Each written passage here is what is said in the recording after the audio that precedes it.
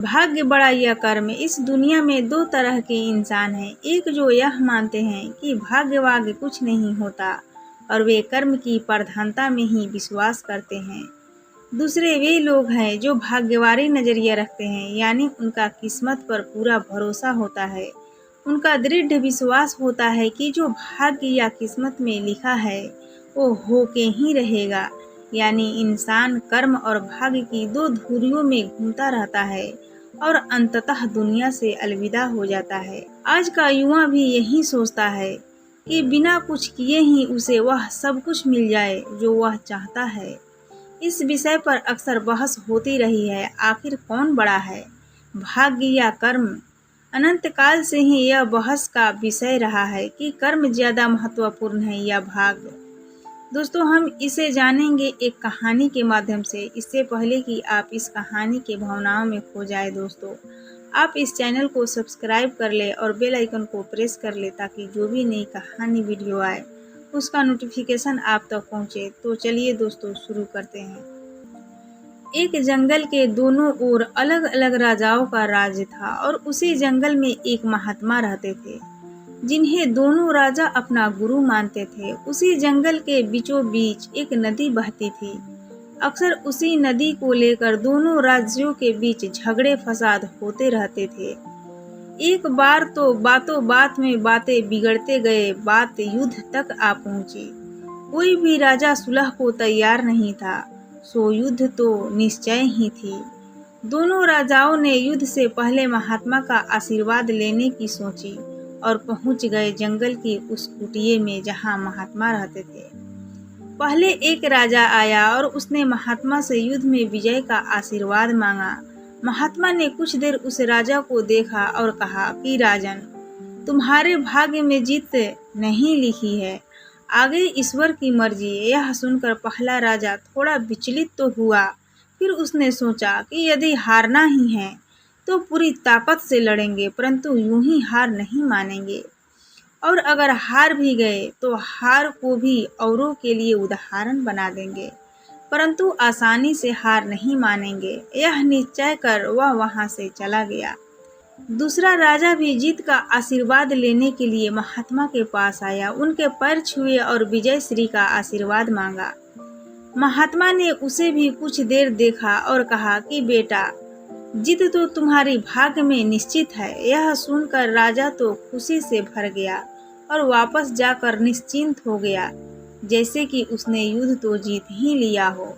अंततः युद्ध का दिन भी आया। दोनों सेना एक दूसरे के आमने सामने थे और युद्ध का बिगुल बज गया। युद्ध प्रारंभ हो चुका था। एक तरफ की सेना यह सोचकर लड़ रही थी कि चाहे किस्मत में हार हो, पर हम हार नहीं मानेंगे, हम अपना सर्वश्रेष्ठ कोशिश करते रहेंगे, अपना सर्वस्व झोंक देंगे। और वहीं दूसरी तरफ की सेना एक निश्चिंत मानसिकता के साथ लड़ रही थी कि जीतना तो हमें ही है, तो घबराना क्यों। लड़ते लड़ते दूसरी सेना के राजा के घोड़े की पैर का नाल भी निकल गया और घोड़ा लड़खड़ाने लगा, पर राजा ने ध्यान ही नहीं दिया, क्योंकि उसके दिमाग में एक ही बात चल रहा था कि जब जीत मेरे भाग्य में ही है, फिर किस बात की चिंता। कुछ ही क्षण बाद दूसरे राजा का घोड़ा लड़खड़ा कर गिर गया, जिससे राजा भी जमीन पे गिर पड़ा और घायल हो गया और वह दुश्मनों के बीच घिर गया। पहले राजा के सैनिकों ने उसे बंधक बना लिया, उसे अपने राजा को सौंप दिया। युद्ध का निर्णय हो चुका था। युद्ध का परिणाम बिल्कुल महात्मा के भविष्यवाणी के उल्टा था। निर्णय के बाद महात्मा भी वहां पहुंच गए। अब दोनों राजाओं को बड़ी जिज्ञासा थी कि आखिर भाग्य का लिखा कैसे बदल सकता है। दोनों ने महात्मा से प्रश्न किया कि गुरुवर, आखिर ये कैसे संभव हुआ। महात्मा ने मुस्कुराते हुए उत्तर दिया, राजन, भाग्य नहीं बदला, वो बिल्कुल अपने जगह सही है, पर तुम लोग बदल गए हो। उन्होंने विजेता राजा की ओर इशारा करते हुए कहा कि अब आपको ही देखो राजन, आपने संभावित हार के बारे में सुनकर दिन रात एक कर दिया। सब कुछ भूलकर आप जबरदस्त तैयारी में जुट गए, यह सोचकर कि परिणाम चाहे जो भी हो, पर हार नहीं मानूंगा। खुद हर बात का ख्याल रखा, खुद ही हर रणनीति बनाई, जबकि पहले आपकी योजना सेनापति के भरोसे युद्ध लड़ने की थी। अब महात्मा ने पराजित राजा की ओर इशारा करते हुए कहा कि राजन, आपने तो युद्ध से पहले ही जीत का जश्न मनाना शुरू कर दिया था।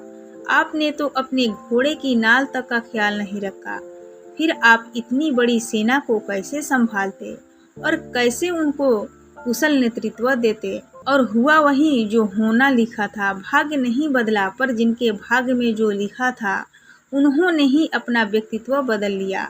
फिर बेचारा भाग्य क्या करता? दोस्तों, हमें इस कहानी से ये सीख मिलती है कि भाग्य उस लोहे की तरह वहीं खींचा चला जाता है जहाँ कर्म का चुंबक हो। हम भाग्य के अधीन नहीं हैं, हम तो स्वयं भाग्य के निर्माता हैं। यह सत्य है कि भाग्य भी उन लोगों का साथ देता है जो कर्म करते हैं। किसी खुरदरे पत्थर को चिकना बनाने के लिए हमें उसे रोज घिसना पड़ेगा। ऐसा ही जिंदगी में समझे, हम जिस भी क्षेत्र में हो, जिस भी स्तर पर हो, हम अपना कर्म करते रहें बिना फल की चिंता किए। तो दोस्तों, ये कहानी आपको कैसी लगी कृपया हमें कमेंट बॉक्स में कमेंट करके ज़रूर बताएं, और साथ ही अच्छी लगी होगी तो अपने दोस्तों के साथ ज़रूर शेयर करें। तो दोस्तों, हम विदा लेते हैं, फिर मिलेंगे ऐसे ही नई कहानी के साथ। तब तक के लिए आप अपना ध्यान रखिए, अपना ख्याल रखिए, खुश रहिए और खुशियाँ बांटते रहिए, क्योंकि खुशियाँ बांटने से ही बढ़ती है। जय हिंद, जय भारत।